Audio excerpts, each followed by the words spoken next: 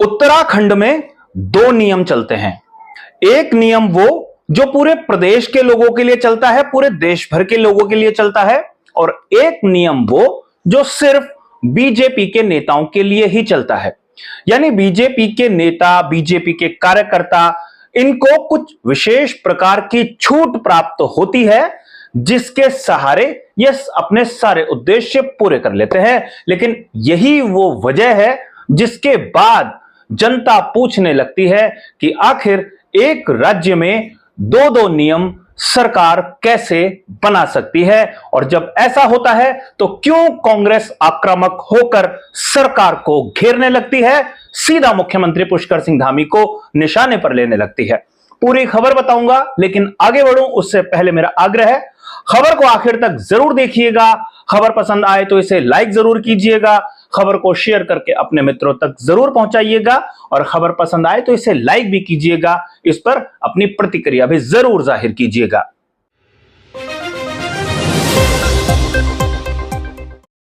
नमस्कार, मैं हूं मनमोहन भट्ट। मॉनसून की भारी बारिश के बाद उत्तराखंड के कई क्षेत्र, कई पहाड़, कई घाटियां बेहद संकट में हैं।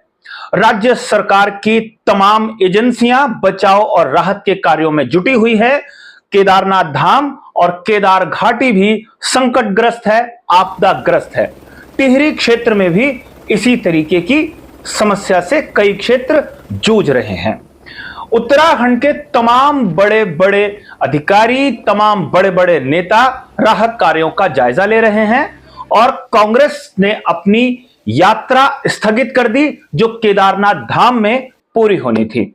और राज्य सरकार ने एहतियात के तौर पर एक ऐलान किया कि केदारनाथ धाम की यात्रा फिलहाल स्थगित कर दी गई है, रोक दी गई है। यानी कोई भी तीर्थ यात्री केदार के दर्शनों के लिए नहीं जा पाएगा।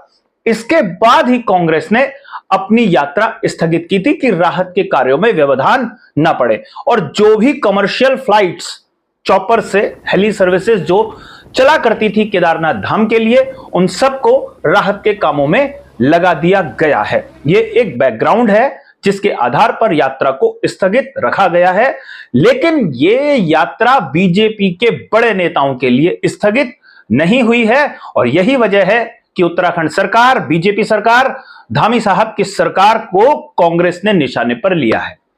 वास्तव में इस तस्वीर से पूरी कहानी शुरू होती है। यह तस्वीर देखिए, मदन कौशिक इस तस्वीर में दिखाई देते हैं, जो बीजेपी के बड़े नेता हैं, हरिद्वार से लगातार विधायक बनते रहे हैं। जब जब बीजेपी की सरकार आती है तब तब ये कैबिनेट मंत्री बनते रहे हैं। इस बार इनको गच्चा पुष्कर सिंह धामी ने दे दिया, इसलिए ये मंत्री नहीं बन पाए, लेकिन बीजेपी के प्रदेश अध्यक्ष भी बने हैं। दिल्ली की राजनीति करने की भी इनकी बड़ी इच्छा रही है, लेकिन वहां तक ये नहीं पहुंच पाए।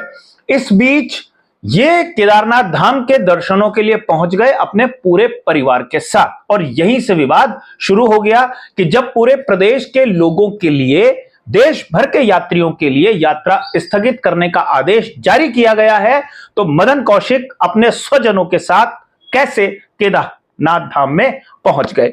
ये एक ऐसा विषय है जिसे लेकर कांग्रेस ने हमला किया, और इसका मोर्चा संभाला गणेश गोदियाल ने।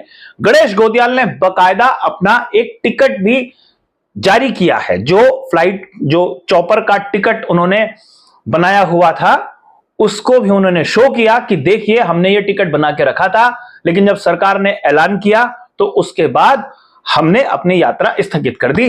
लेकिन बीजेपी के नेता अपने अपनी सुविधा के हिसाब से केदारनाथ धाम के दर्शन कर रहे हैं, और सरकार का इन्हें पूरा समर्थन है, पूरी छूट है कि ये केदारनाथ धाम में जाएं। गणेश गोदियाल का यह बयान सुनिए। पूर्व मंत्री और भारतीय जनता पार्टी के नेताओं का केदारनाथ में दर्शन करने का कार्यक्रम जारी है।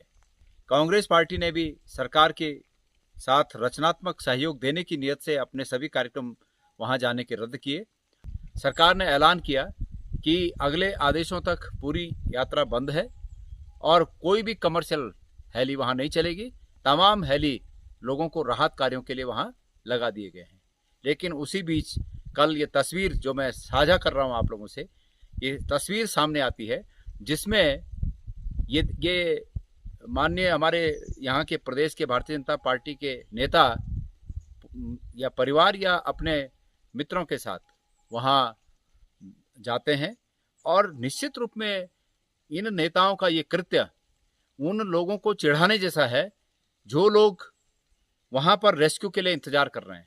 तो आपने देखा कि कैसे गणेश गोदियाल आक्रामक रुख अख्तियार किए हुए हैं, जवाब सरकार को देना है। लेकिन एक बात और, मदन कौशिक के बचाव में ना तो बीजेपी का संगठन, ना ही सरकार का कोई पदाधिकारी, ना ही सरकारी अफसर ने कोई टिप्पणी की है।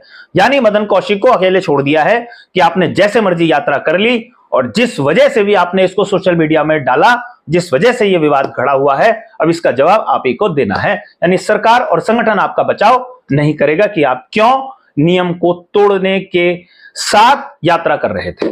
अब यह सवाल खड़ा हो गया है कि क्या यह यात्रा वाकई में स्थगित है या सिर्फ सामान्य व्यक्ति के लिए यात्रा स्थगित है, क्योंकि वीआईपी दर्शन शुरू हो गए और उत्तराखंड में वीआईपी दर्शन हमेशा से ही चलता रहा है।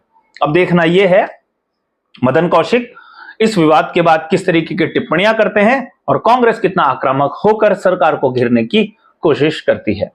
नमस्कार।